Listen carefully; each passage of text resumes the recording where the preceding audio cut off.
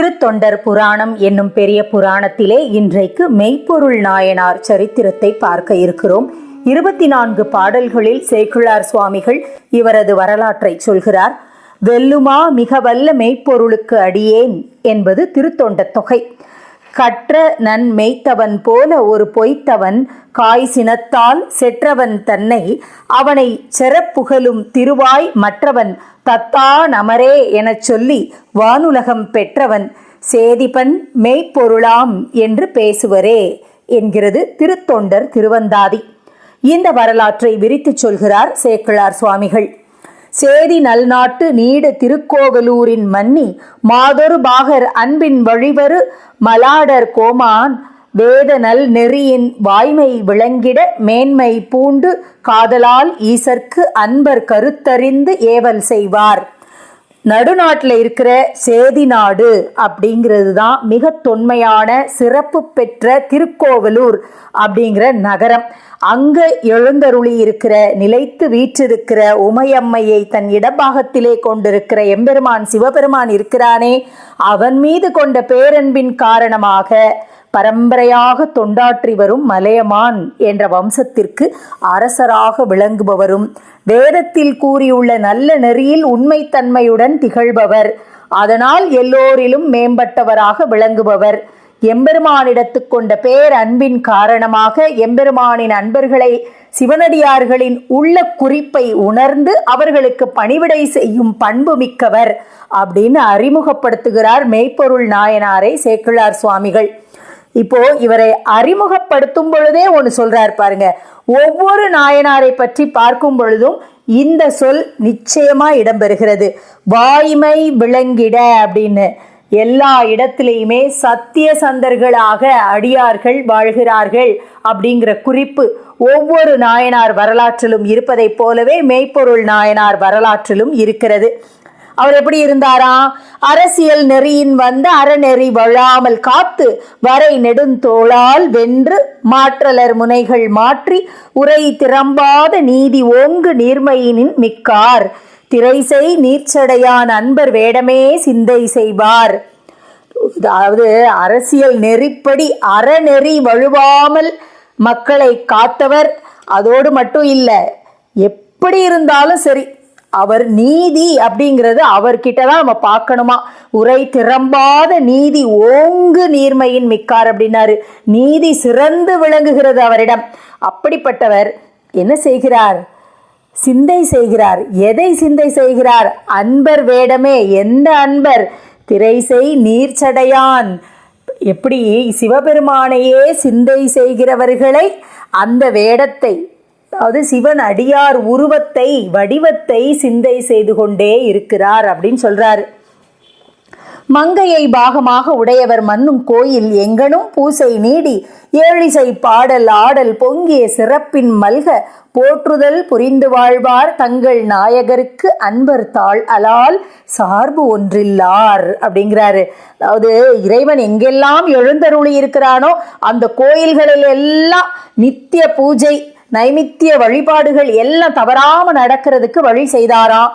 7 இசையால பாடல்களும் நாட்டியமும் எல்லாம் செழித்து நிறைஞ்சு விளங்கணும், ஒவ்வொரு கோயிலும் சிறப்பா செயல்படணும் அப்படின்னு எல்லாத்தையும் ஒரு குறைவும் இல்லாம செய்து வந்தாராம். விழாக்கள் எல்லாம் அப்படி கோலாகலமாக நடைபெற்றதாம்.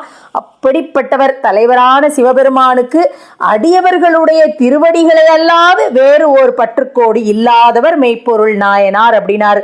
தங்கள் நாயகருக்கு அன்பர் தாழலால் சார்பு ஒன்றில்லார். சரி, அப்படிப்பட்டவர் தேடிய மாடு நீடு செல்வமும் தில்லை மன்றுள் ஆடிய பெருமான் அன்பர்க்கு ஆவண ஆகும் என்று நாடிய மனத்தினோடு நாயன்மார் அணைந்தபோது கூடிய மகிழ்ச்சி பொங்க குறைவர கொடுத்து உவந்தார். எல்லாருக்கும் வந்தவங்களுக்கெல்லாம் வாரி வாரி கொடுக்கிறார். எப்படி? தேடிய மாடு நீடு செல்வம் எல்லாத்தையும். தில்லை மன்றிலே ஆடுகிறானே அவனுடைய அடியவர்கள், அவனுக்கு அன்பர்கள் யாரெல்லாம் இருக்காங்களோ அவங்களுக்கானது எல்லாமே அப்படின்னு கொடுத்துட்டு வந்தானா. சரி, இன்னவாறு ஒழுகும் நாளில் இப்படிலாம் நடந்துட்டு இருந்த போது இகழ் திறம் புரிந்து ஓர் மன்னன் அன்னவர் தம்மை வெல்லும் ஆசையால் அமர் மேற்கொண்டு பொன்னணி ஓடையானை பொறுபரி காலாள் மற்றும் பன்முறை இழந்து தோற்று பரிபவப்பட்டு போனான். இப்படி அவர் வாழ்ந்து கொண்டிருந்த போது ஒருத்தன், அவருக்கு பகைவனும் இருக்கிறான். ராஜா இல்லையா, அதனால பகைவர்கள் இருக்கத்தானே செய்வாங்க. அவன் என்ன செஞ்சானா, திரும்ப திரும்ப இவர்கிட்ட வந்து சண்டை போட்டு தோத்து போனானா. எல்லா விதத்திலையும் நாற்படைகள் இருக்கே, நாற்படைகளாலும் சண்டை போட்டு எல்லாத்தையும் இழந்து தோற்று ஒண்ணுமில்லாம போனானா. இப்படி இழந்த மாற்றான் இகலினால் வெல்ல மாட்டான். மெய்ப்பொருள் வேந்தன் சீலம் அறிந்து வெந்நீரு சாத்தும் அப்பெரும் வேடம் கொண்டே அற்றத்தில் வெல்வானாக செப்பரு நிலைமை எண்ணி திருக்கோவலூரில் சேர்வான். அந்த பகைவன் தோற்று ஓடினானே, அவன் எல்லாத்தையும் இழந்து விட்டானே போர்ல, அவன் என்ன செய்யறானா, திருக்கோவலூருக்கு வந்து சேர்ந்தான். எப்படி? இவனை இனி போரிட்டு ஜெயிக்க முடியாது, நேர் வழியில போனா இவனை வெல்வது முடியவே முடியாது. அதனால நாம வேற ஒரு தந்திரம்தான் செய்தாக வேண்டும். அவன் எதுக்கு மயங்குவான், எதுக்கு அடிபணிவான்? வெந்நீரு சாத்தும் பெரும் வேடம், அந்த வேடம் இருந்தாதான் இவனை ஜெயிக்க முடியும் அப்படின்னு முடிவெடுத்துட்டு மெய்யெல்லாம் நீரு பூசி வேணிகள் முடித்து கட்டி கையினில் படை கறந்த புத்தக கபளி ஏந்தி மைபொதி விளக்கே என்ன மனத்தினுள் கருப்பு வைத்து பொய்த்தவ வேடம் கொண்டு புகுந்தனன் முத்தநாதன். அவன் பேரு முத்தநாதன். இங்கதான் அதை சொல்றாரு. அவன் எப்படி அங்கிருந்து வந்தானா, திருக்கோவிலூருக்கு வந்து சேர்ந்தவன் எப்படி வேஷம் அணிந்து கொண்டான் என்கிறார். உடம்பெல்லாம் திருநீர் பூசிக்கொண்டானா, தலையில ஜடாமுடி வச்சு கட்டிக்கிட்டானா, கையினில் படை கறந்த புத்தக கவளி அப்படின்னா ஓலை சுவடி வச்சிருக்கிறானா, அதுக்கு நடுவுல ஆயுதம் இருக்கிறது அப்படிங்கிறாரு.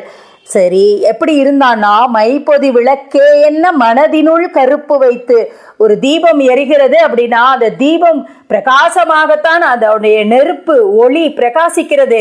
ஆனா அதுக்கு நடுவுல அந்த திரியினுடைய கருமை இருக்கிறது பாருங்க. அது போல அவனுடைய உருவம் என்னமோ சிவனடியாரை போல பிரகாசமாக இருந்தாலும் அவனுடைய நினைவு, அவனுடைய மனம் அது கருமையானதாக இருக்கிறது அப்படிங்கிறாரு. அப்படி பொய் தவ வேடம் கொண்டு புகுந்தனன் முத்தநாதன் அப்படின்னாரு. இங்கே முத்தநாதன் வந்து விட்டான். எப்படி? பொய் தவ வேடம்.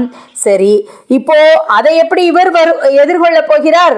மாதவ வேடம் கொண்ட வன்கணான் மாடம்தோறும் கோதை சூழ் அழகபார குழை கொடி ஆட மீது ஜோதி வெண்கொடிகள் ஆடும் சுடர் நெடுமருகில் போகி சேதியர் பெருமான் கோயில் திருமணி வாயில் சேர்ந்தான். என்ன செஞ்சான்? கோயிலுக்கே போயிட்டான். இந்த பொய் தவ வேடத்தையும் போட்டுக்கிட்டாச்சு. கொடியவனாகத்தான் இருக்கிறான். ஒளி வீசுகிற பெரிய நீண்ட வீதியில் செல்லும் போது அங்க மாட மாளிகைகள் எல்லாம் இருக்கின்றதாம். எங்கும் மாலைகளால் சூழப்பெற்ற இந்த பெண்கள் காது அணிகள், அந்த குண்டலங்கள் இருக்கே, அது வந்து சத்தம் போடுதான், அது நடனம் ஆடுதான். அப்படின்னா அவர்கள் எல்லாம் மகிழ்ச்சியாக இருக்கிறார்கள் அப்படின்னு அர்த்தம். அப்படி மகிழ்ச்சியாக எல்லாரும் வாழ்ந்து கொண்டிருந்த அந்த தெருவிலே அவன் வந்து எல்லாத்தையும் கெடுக்கிறதுக்காக எப்படி வேடம் போட்டு கொண்டு வருகிறான்? மெய்த்தவ வேடம் அப்படி இருக்கிற மாதிரி பொய்த்தவ வேடம் போட்டு கொண்டு வருகிறான். சரி, கடையுடை காவலாளர் கை தொழுது ஏற நின்றே உடையவர் தாமே வந்தார். உள்ளெழுந்து அருளும் என்ன தடை பல புக்க பின்பு தனித்தடை நின்ற தத்தன் இடை தெரிந்து அருள வேண்டும் துயில் கொளும் இறைவன் என்றான். இப்போ உள்ளவரே வந்துட்டான். அரண்மனை நுழைவாயில்ல காவலர்கள், அரசன் முன்னாலேயே அவனுக்கு கட்டளை இருக்கிறது. இறைவன் அடியவர்கள், சிவனடியார்கள் யார் எப்போ எந்த நேரத்துல வந்தாலும் அவங்கள தடுக்க கூடாது, உள்ள அனுப்பிடணும் அப்படின்னு கட்டளையிட்டு இருக்கிறார். அதனால அந்த காவலர்கள் என்ன செய்கிறார்கள்?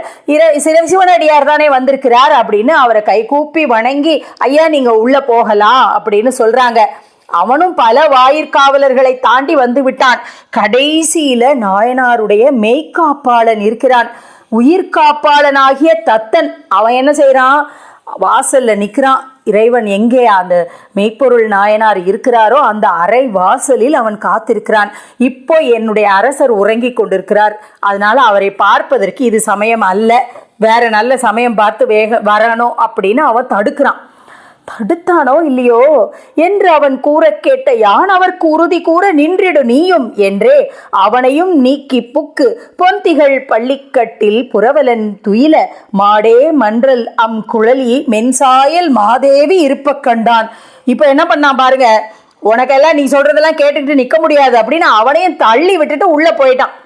எப்படி போறான்? அங்க போனா அவர் உறங்குகிறார். மெய்ப்பொருள் நாயனார் உறங்கி கொண்டிருக்கிறார்.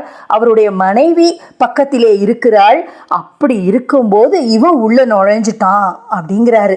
எவ்வளவு தரக்குறைவான செயலை செய்கிறான் பாருங்க. அதுதான் வேடம், என்னவோ பெரிய வேடம் தான், ஆனா உள்ளே அவனுடைய குணம் வெளிப்படுகிறது செய்கையில. நேரம் அப்படி பள்ளியறை நோக்கி ஒருத்தன் உள்ள போவானா, எந்த ஒரு அறிவிப்பும் இல்லாமல் ஐயா உறங்குறாருன்னு ஒருத்தன் தடுத்து நிறுத்த பிறகும் ஒருத்தன் போறான்னா அவன் எப்பேற்பட்டவனா இருப்பான்? அங்கேயே சொல்லிட்டாரு. தத்தனுக்கு விஷயம் தெரிந்துவிட்டது. கண்டு சென்று அணையும் போது கதுமென இழிந்து தேவி வண்டலர் மாலையானை எழுப்பிட உணர்ந்து மன்னன் அண்டர் நாயகனார் தொண்டராம் எனக்கு வித்த செங்கை கொண்டு எழுந்து எதிரே சென்று கொள்கையின் வணங்கி நின்று. இப்போ அப்படி பள்ளியறைக்குள்ள, ஒரு பெட்ரூம்குள்ள ஒருத்தன் மடமடன்னு நுழையிறான். பார்த்தா சிவனடியாராக இருக்கிறான். பார்த்த உடனே அடியார் வந்திருக்கிறாரேன்னு அந்த அம்மா என்ன செய்யறாளாம், உடனே அவரை எழுப்புறாளாம். எழுப்பின உடனே அவர் பார்த்தாரு. கண்ணை திறந்தவர் கை கூப்பி அப்படி வணங்கி வரவேற்று ஐயா வாங்கன்னு அப்படி வரவேற்க எந்திரிச்சிட்டார். மங்களம் பெருக மற்ற என் வாழ்வு வந்து அணைந்தது என்ன, இங்கு எழுந்தருளப் பெற்றது என்கொலோ என்று கூற, உங்கள் நாயகனார் முன்னம் உரைத்த ஆகம நூல் மண்மேல் எங்கும் இல்லாதது ஒன்று கொடு வந்தேன் இயம்ப என்றான். ஐயானு எந்திரிச்சு படபடன்னு உடனே கைகூப்பி வணங்கி அவரை வரவேற்க போனார் பாருங்க மெய்ப்பொருள் நாயனார். அப்போ அவர் கேட்கிறாரு, மங்களம், இது ஒரு மங்களமான நிகழ்வுங்கிறாரு. என்னுடைய வாழ்க்கையே வந்து இங்கே பூரணத்துவம் அடைந்து விட்டது, நான் பெற்ற பெரும் பேரு அப்படின்னு அவரை, ஐயா இங்கே இந்த நேரத்தில் இப்போ எழுந்தருளி இருக்கிறீங்களே, என்ன செய்யணும் ஐயா, என்ன விஷயம்னு கேட்குறாரு. கேட்ட உடனே அவன் சொல்கிறான், பாருங்க இங்கேதான் போய் தவ வேடம் கொண்ட சிவனடியார், வேடத்திலே இருக்கிறவனுக்கும் சிவனடியாருக்கும் உள்ள வித்தியாசத்தை ஒரு சொல்லால விளக்கிக்கிட்டு போறாரு சேக்கிழார் சுவாமிகள். அவருக்கு அந்த ஒரு சொல்லுக்கு மேல அதுக்கு தேவையே படல. அப்படிப்பட்ட சொல், உங்கள் நாயகனார் முன்னம் உரைத்த ஆகம நூல். உங்கள் நாயகனார் யாரு? சிவபெருமானை எந்த சிவனடியாராவது தன்னுடைய நாயகன் என்று கொண்டாடாமல் உன்னுடைய நாயகன்னு சொல்லுவாரா? அதுதான் அந்த ஒற்றை சொல்லில் இருக்கிறது வந்தவன் சிவனடியார் இல்லை என்பதை தெரிந்து கொள்வதற்கான சூக்ஷ்மம். ஆனா இந்த தவ வேடத்தை பார்த்துத்தானே அவர் சிவனையே கண்ட மாதிரி நிற்கிறார் மெய்ப்பொருள் நாயனார். அதனால அவருக்கு அதெல்லாம் பெருசா தெரியல. அவரே செய்த, சிவபெருமானே செய்த ஆகம நூல் ஒன்று யார்கிட்டே இல்லை, என்கிட்ட ஒன்று இருக்கு, அதை உனக்கு கொண்டு வந்தேன் அப்படின்னு சொன்னாரு.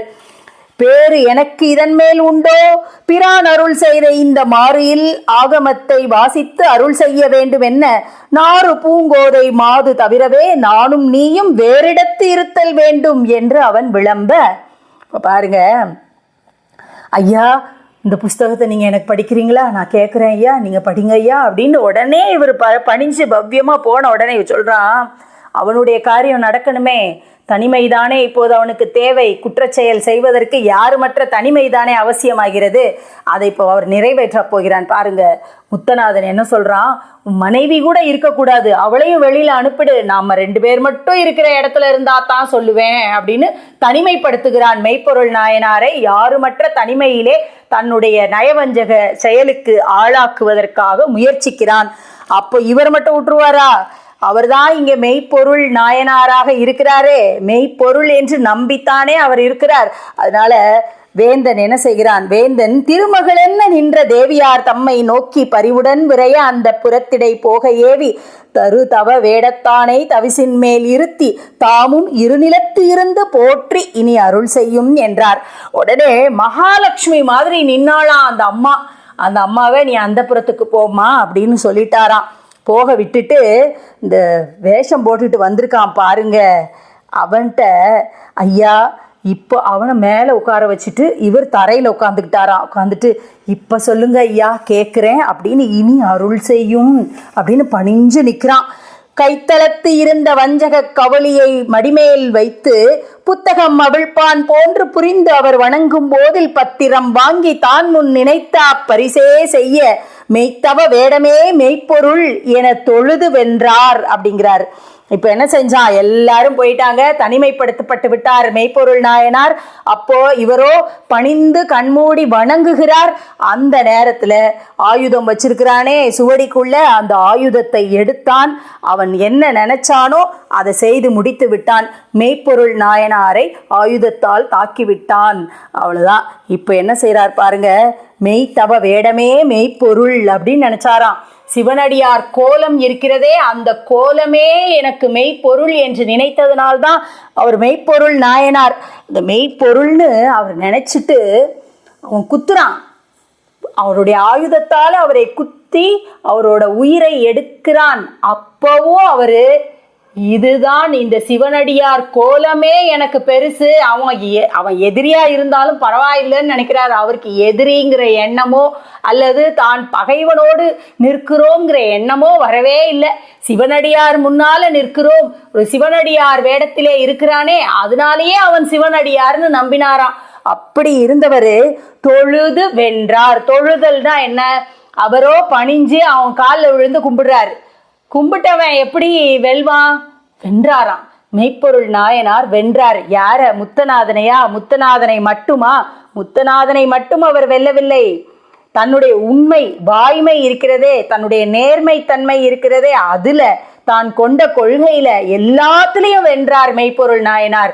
அதோடு மட்டும் நிற்கல, முத்தநாதனை மட்டுமல்ல, இந்த காலத்தையே வென்று நின்றார். அதனாலதான் அவர் மெய்ப்பொருள் நாயனாராக இன்றைக்கும் இறைவனுக்கு பக்கத்திலேயே இறைவனின் திருச்சுற்று, நம்ம முதல் சுற்று வரும்போதே மெய்ப்பொருள் நாயனாரையும் தரிசிக்கும் வாய்ப்பு நமக்கு இன்னைக்கு கிடைக்குதே.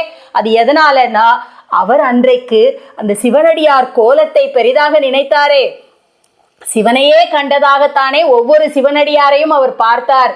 அதனால அவர் காலத்தையே வென்றவரானார். காலத்தையே வென்ற அவர் தொழுது வென்றார் அப்படின்னு சேக்கிழார் சுவாமிகள் சொன்னதுக்குள்ள இவ்வளவு கனத்த அர்த்தம் இருக்கிறது. அப்படிப்பட்டவர் வந்துட்டான், குத்திட்டான். அவரோ குத்துனதுக்கு அப்புறமும் தொழுது நிற்கிறார். தொழுதுதான் வென்றார் அப்படின்னு. மறைத்து அவன் புகுந்த போதே மனம் அங்கு வைத்த தத்தன் இறை பொழுதின் கண்கூடி வாளினால் எரிய லுற்றான்.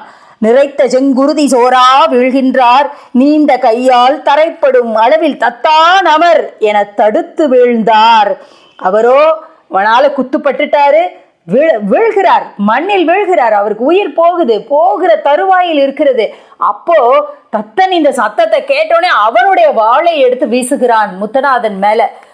மெய்க்காவலன் காப்பாத்தனுமே, அதுக்காக தான் தடுத்து நிறுத்தி பார்த்தான், முடியல. இப்போவாது அவனை ஒன்றும் இல்லாம பண்ணிடணும். தத்தனுக்கு ஆத்திரம். உடனே அவன் தன் கையில் இருக்கிற வாளை தூக்கி எறிஞ்சா, அப்பவும் என்ன செய்யறாராம், செங்குருதி சோர விழுகின்றார். ரத்தம் குபுகுபுன்னு கொட்ட அப்படியே நிலத்தில் விழுகின்ற மெய்ப்பொருள் நாயனார் சொல்றாராம், தத்தான் அமர் அப்படின்னு தடுக்கிறார். தத்தனை தடுத்து வீழ்ந்தார், அவனை தடுத்துட்டார். வேதனை எய்தி வீழ்ந்த வேந்தரால் விலக்கப்பட்ட தாதனாம் தத்தன் தானும் தலையினால் வணங்கி தாங்கி யாதுனான் செய்கேன் என்ன, எம்பிரான் அடியார் போக மீது இடை விலக்கா வண்ணம் கொண்டு போய் விடு நீ என்றார். பாருங்க, இப்போ தடுத்துட்டார். தத்தனை மெய்ப்பொருள் நாயனார் தடுத்து விட்டார். முத்தநாதனோ அவரை கொன்று விட்டான். இப்ப என்ன செய்யறதுன்னு இவருக்கு தெரியல. ராஜா அவனை விடு, அவன் நம்மவன் அப்படிங்கிறாரு. ராஜாவையே கொன்னுட்டான். ஆனா அவரை பார்த்து ராஜா நம்மவன்னு சொல்லிக்கிட்டு விழுறாரு. இப்போ இவருக்கு என்ன செய்யறதுன்னு தெரியல. முத்தநாதனை என்ன செய்வது, ராஜாவுடைய கட்டளை வேணுமே அப்படின்னு பார்த்தா ராஜா என்ன சொல்றாரு, அவரை பத்திரமா எந்த தீங்கும் அவருக்கு நேர்ந்து விடாதபடி நீ கொண்டு போய் விட்டுட்டு வா அப்படிங்கிறாரு. நான் என்ன செய்யட்டும்னு கேட்ட தத்தனுக்கு கடைசியாக மெய்ப்பொருள் நாயனார் தருகின்ற கட்டளை இதுவாக இருக்கிறது. விரோதின்னு தெரியும், ஆனா முத்தநாதன் தான் வந்திருக்கிறான் என்பதை அறிந்திருந்தாலும் அவன் என்ன வேடத்திலே இருக்கிறான், மெய்த்தவ வேடத்தில் இருக்கிறான். அதனால அவன் மெய்த்தவ வேடம்தான் மெய்ப்பொருள், அவனை விட்டுடு, நீ பத்திரமா கொண்டு போய் விட்டுடுங்கிறாரு. அத்திரம் அறிந்தாரெல்லாம் அரசனை தீங்கு செய்த பொய்த்தவன் தன்னை கொல்வோம் என புடை சூழ்ந்த போது தத்தனும் அவரையெல்லாம் தடுத்து உடன் கொண்டு போவான். இத்தவன் போக பெற்றது இறைவனது ஆணை என்றான். எல்லாரும் எங்க ராஜாவை கொல்றதுக்கு வந்து அதையும் நிறைவேற்றிட்டான். அப்பேற்பட்டவனை நாங்க சும்மா விடமாட்டோம் அப்படின்னு கூட்டமா கூடி வந்தா தத்தன் சொல்றானா, ஐயா இல்லையா, அவர் தான் பத்திரமா கொண்டு போய் விட்டுற சொன்னாரு அப்படின்னு. இப்போ என்ன செய்ய முடியும்? அது இறைவனது ஆணை அப்படிங்கிறான் தத்தன். அவ்வழி அவர்கள் எல்லாம் அஞ்சியே அகன்று நீங்க செவ்விய நெறியில் தத்தன் திருநகர் கடந்து போந்து கைவடி நெடுவாள் ஏந்தி ஆளுரா காணம் சேர வெவ்வினை கொடியோன் தன்னை விட்டு பின் மீண்டு போந்தான். அவர் சொன்ன மாதிரியே யாரும் அவரை எதுவும் பண்ணிடாத மாதிரி எல்லாரும் விலகி போயிட்டாங்க. இது நம்ம ராஜாவே சொன்னது கட்டளை, அவரை பத்திரமா விட சொல்லியிருக்காரு அப்படின்னு சொன்னோடனே மக்கள் விலகி போய்விட்டார்கள். அப்போ மெய்ப்பொருள் நாயனாருடைய வார்த்தைக்கு எவ்வளவு மரியாதை இருந்திருக்கிறது அப்படிங்கிறத நம்ம புரிஞ்சுக்கணும். அது இப்படி எல்லாம் விலகி போனோடனே இவன் ஊரை கடந்து அந்த காட்டில் கொண்டு போய் விட்டுட்டு திரும்பி வந்துட்டானா. சரி, திரும்பி வந்தானா, இவரோ குற்றுயிரும் குலையுயிருமாக கிடக்கிறார். மற்ற அவன் கொண்டு போன வஞ்சனை வேடத்தான் மேல் செற்றவர் தம்மை நீக்கி தீதிலா நெறியில் விட்டு சொத்திரம் கேட்க வேண்டி சோர்கின்ற ஆவி தாங்கும் கொற்றவன் முன்பு சென்றான் கோமகன் குறிப்பில் நின்றான் அப்படிங்கிறாரு. எதிர்நோக்கி காத்திருந்தானா. கோமகன் குறிப்பில் நின்றான்னா இந்த செய்தி நல்ல செய்தி வந்துருமா, இவனை பத்திரமா கொண்டு போய் ஊரை கடந்து விட்டுட்டு வந்துட்டானா அப்படிங்கிறத கேட்டு தெரிஞ்சுக்கிறதுக்காகவே உயிரை கையில பிடிச்சுக்கிட்டு உட்கார்ந்துருந்தாராம் மெய்ப்பொருள் நாயனார். இவன் சொல்றானா, நான் போய் விட்டுட்டேன் ஐயா அப்படின்னு. கொற்றவன் முன்பு சென்றான் கோமகன் குறிப்பில் நின்றான். இப்படி எல்லா இடத்துலையும் அவனை காப்பாற்றி அந்த ஊரை விட்டே அனுப்புறதுன்னா எத்தகைய மனோபலம் இருக்க வேண்டும் அப்படிங்கிறதான் நம்ம புரிஞ்சுக்க வேண்டியது. சென்று அடிவணங்கி நின்று செய் தவ வேடம் கொண்டு வென்றவர்க்கு இடையூறின்றி விட்டனன் என்று கூற இன்றெனக்கு ஐயன் செய்தது யார் செய்ய வல்லார் என்று நின்றவன் தன்னை நோக்கி நிறை பெரும் கருணை கூர்ந்தார். இப்போ மெய்ப்பொருள் நாயனாருக்கு கருணை மேலிடுகிறது. தத்தனை பார்த்து அவ்வளவு சந்தோஷப்படுறாராம். இன்னைக்கு நீ எனக்கு செய்ததை போல ஒரு உதவிய யார் இந்த உலகத்துல எனக்கு செஞ்சிருப்பாங்க அப்படின்னு பெருமைப்பட்டுக்கிட்டாராம், சந்தோஷப்பட்டுக்கிட்டாராம். எந்த இடையூறும் இல்லாம முத்தநாதன் போய் சேர்ந்துட்டான், இந்த ஊரை கடந்து போயிட்டான் அப்படிங்கிற செய்தியை கேட்டு இன்று எனக்கு ஐயன் செய்தது, ஐயன் அப்படின்ட்டாரு. அவனோ மெய்காப்பாளன், இவருக்கு ஏவல் செய்கிறவன், அவனை ஐயன் என்று உயர்த்தி சொல்றான். எதனால? மெய் தவ வேடம் கொண்டு வந்தவனை பத்திரமா கொண்டு போய் விட்டான் பாருங்க, அந்த செயலுக்காக அவர் போற்றுகிறார். இந்த மாதிரி ஒரு கைங்கரியத்தை யாருமே செய்ய முடியாது அப்படின்னு பெருமைப்பட்டுக்கிட்டாராம். அரசியல் ஆயத்தார்க்கும் அழிவுறும் காதலார்க்கும் விரவிய செய்கை தன்னை விளம்புவார் விதியினாலே பரவிய திருநீற்று அன்பு பாதுகாத்து உயிப்பீர் என்று புரவலர் மன்றுளாடும் பூங்கழல் சிந்தை செய்தார். இப்ப என்ன சொல்றார் பாருங்க. தனக்கு பின்னாலே அரசுரிமை ஏற்க இருக்கிற இளவரசன், சகோதரர்கள், அமைச்சர்கள், ஐம்பெருங்குழு, எண்பேராயம் அப்படின்னு அந்த அரசாங்க சார்புடையவர்கள் எல்லாம் இருக்கிறாங்க பாருங்க. அவங்க எல்லாரும் தன்னுடைய துன்பத்திலே பங்கு பெற்று தாங்களும் துன்பம் அடையிறது.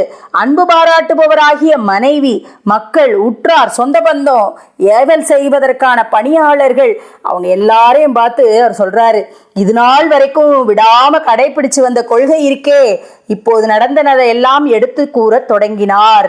நெறிமுறைப்படி வேதங்களால் போற்றி துதிக்க பெற்ற திருநீற்றின்பால் அன்பு கொண்டு அதனையும் அதனோடு தொடர்புடைய ருத்ராட்சம் முதலியவற்றையும் சிவனடியார்களை ஆதரிக்கும் தன்மையையும் விடாது பாதுகாத்து நாட்டை சிறப்புடன் செலுத்துவீர்களாக அப்படின்னு மெய்ப்பொருள் நாயனார் இங்கே கடைசியாக எல்லாருக்கும் கட்டளையிடுகிறார். அரசியல் ஆயத்தார் எல்லாருக்கும் காதலார் அப்படின்னா அவருடைய உறவினர்கள், அவருடைய குடும்பத்தார், அவரை நேசிக்கிறவர்கள் எல்லாருக்கும் இந்த கட்டளையை கொடுத்துவிட்டு என்ன செய்தாராம்? கடைசியா கனக சபையில் ஆனந்த தாண்டவம் ஆடுகிறானே தூக்கிய திருவடியை, அந்த திருவடியை மனதால நினைக்க தொடங்கினார் அப்படின்னார். தான் செய்ய வேண்டியதை எல்லாம் செய்து முடித்தார். முத்தநாதன் பத்திரமா போயிட்டான் அப்படிங்கிறத தெரிஞ்சுக்கிட்டார். இது எல்லாத்துக்கும் நன்றியும் சொல்லிவிட்டார். இனிமேலும் நான் இல்லாத காலத்திலும் நீங்கள் இந்த திருநீறு ருத்ராட்சம் தரித்தவர்களுக்கு அதே மரியாதையை தரத்தான் வேண்டும். இந்த சிவநெறி செல்வம் இங்கே பெருகி வளரத்தான் வேண்டும். அதற்கு நீங்க எல்லாரும் பாடுபடத்தான் வேண்டும் என்று சொல்லி தன்னுடைய கடைசி நினைவை இறைவன் திருவடிகளில் வைக்கிறார். தொண்டனார்க்கு இமய பாவை துணைவனார் அவர் முன் தம்மை கண்டவாறு எதிரே நின்று காட்சி தந்தருளி மிக்க அண்ட வானவர்கட்கும் எட்டா அருள் கழல் நீழல் சேரக் கொண்டு அவர் இடையறாமல் கும்பிடும் கொள்கை ஈந்தார். பாருங்க, இறைவனே வந்து காட்சி தருகிறார். எப்படி? பார்வதி தேவியாரோடு சிவபெருமான் அந்த மெய் அடியார் முன்பு அவர் எப்படி என்ன தோற்றத்தை காண்பதற்காக காலமெல்லாம் காத்திருந்து இறைவனை வணங்கி கொண்டிருந்தாரோ அந்த தோற்றத்திலே இப்போது அவருக்கு எதிரே வந்து காட்சி தந்து அருளி தன்னோடையே வெண்ணுலகுக்கு அழைத்து கொண்டு போனாராம். தேவர்களுக்கு கூட எட்ட முடியாத அவருடைய அருள் இவருக்கு கிடைத்ததா. எதனால? இந்த வேடத்தை சிந்தை செய்ததுனாலேயே. ஒரு சிவனடியார் கோலம், இந்த விபூதி இருக்கே, அந்த விபூதி தான் சிவன் அப்படின்னு நம்பினார் மெய்ப்பொருள் நாயனார். விபூதி இருந்தாலே போதும், அவன் சிவன் அடியார், சிவனின் அம்சம் அப்படின்னு நினைச்சிட்டவர். அதனால அவருக்கு அந்த சிந்தனைக்கு, அதற்காக அவர் தன் உயிரே போனாலும் அந்த கொள்கையிலிருந்து மாற மாட்டேன்னு நின்ற அந்த வைராக்கியத்திற்காக அவருக்கு வீடு பேறு கிடைத்தது. இறைவனே வந்து வீடு பேறு அருளினான் அப்படின்னு. இன்னுயிர் செகுக்க கண்டும் எம்பிரான் அன்பரென்றே நன்னெறி காத்த சேதிநாதனார் பெருமைதன்னில் என்னுரை செய்தேனாக இகல் விரண்மிண்டர் பொன்தாள் சென்னி வைத்து அவர் முன் செய்த திருத்தொண்டு செப்பலுற்றேன். இப்ப பாருங்க, உயிரே போனாலும் எம்பிரான் அன்பர் அப்படிங்கிற ஒரே காரணத்துக்காகவே எல்லாத்தையும் காப்பாற்றி அருளினாரே சேதிநாதனார், சேதி நாட்டு ராஜா மெய்ப்பொருள் நாயனார்.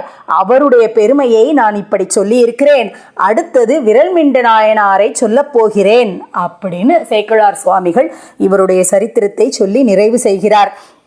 என்னன்னா, ஒவ்வொரு வரலாற்றை சொல்லும் போதும் அவர்களுடைய அந்த வைராக்கியம்தான், அதுதான் சிறப்பானது. பெரிய புராணத்தின் அடிப்படையே அதுதான். ஒவ்வொருத்தருக்கும் ஒவ்வொரு கொள்கை, ஆனா அந்த ஒவ்வொரு கொள்கையிலும் சிறந்து நிற்பது எது அப்படின்னா கடைசி வரைக்கும் அதுல பிடிவாதமா நிக்கிறாங்க பாருங்க, அதுதான் அவர்களுடைய வைராக்கியம். ஒரு துளி கூட எங்கேயோ எந்த நாயனாரிடமும் குறைவுபடவே இல்லை. இறைவன் தான் இந்த இடத்துல தோற்று போகிறான். அதனாலதான் மெய்ப்பொருள் நாயனாரை தொழுது வென்றார் அப்படின்னு சொன்னார் பாருங்க. இதற்கு இப்படியும் ஒரு அர்த்தம் கொள்ள வேண்டும். என்னன்னா, இறைவனே சோதிச்சாலும் அவர் இறைவனிடம் கூட தோற்று போவதில்லை நாயன்மார்கள். இறைவனையே சிந்தை செய்தவர்கள், இறைவனே இறங்கி வந்தாலும் தன்னுடைய கொள்கையிலிருந்து மாறாமல் நின்று அவனையும் வென்று இறைவனோடு ஐக்கியப்பட்டு இறைவனே மனசு சந்தோஷப்பட்டு வாப்பா என் கூடன்னு கூட்டிட்டு போற மாதிரி வாழ்ந்திருக்கிறார்கள். அவர்களுடைய வாழ்க்கையெல்லாம் நமக்கான பாடம். இப்படியெல்லாம் நமக்கு பாடம் இருக்க வேண்டும் என்பதற்காகத்தான் சுந்தரமூர்த்தி சுவாமிகள் இந்த மண்ணிலே அவதரித்தார். நமக்காக திருத்தொண்ட தொகை பாடினார்.